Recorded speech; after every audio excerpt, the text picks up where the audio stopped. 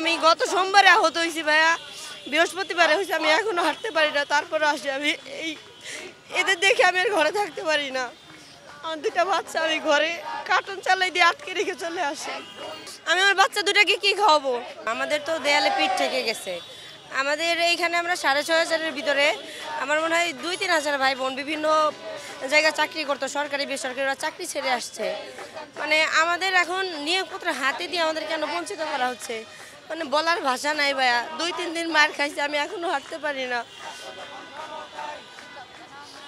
কথা হচ্ছে যে এই সরকারের আমলেই আমরা সুপারিশ প্রাপ্ত।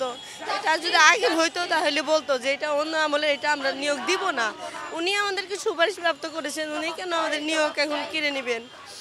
আর এই দায়গুলি কে নিবে? আমার অনেকগুলি ভাই বোন অসুস্থ, গ্রেনেড লেগে মাংস কারো উঠে গেছে, হাত ভেঙে গেছে।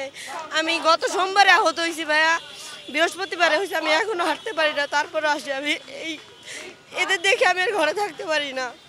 আমার দুটা বাচ্চা আমি ঘরে কার্টুন চালাই দিয়ে আটকে রেখে চলে আসি। এই শেষ দেখবো, আমাদের নিয়োগপত্র না দেওয়া পর্যন্ত আমরা মাঠ ছাড়ছি না।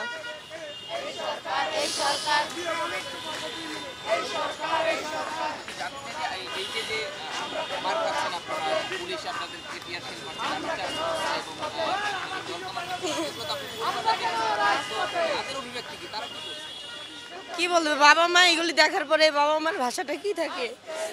বাবা মার কি বলবে? বলে যে মা দরকার নাই, চলে আস। কিন্তু আমার তো ভাই দেয়ালে পিঠ থেকে গেছে। আমি তো অন্য এক জায়গায় জব ছেড়ে আসছি। আমি আমার বাচ্চা দুটাকে কি খাওয়াবো?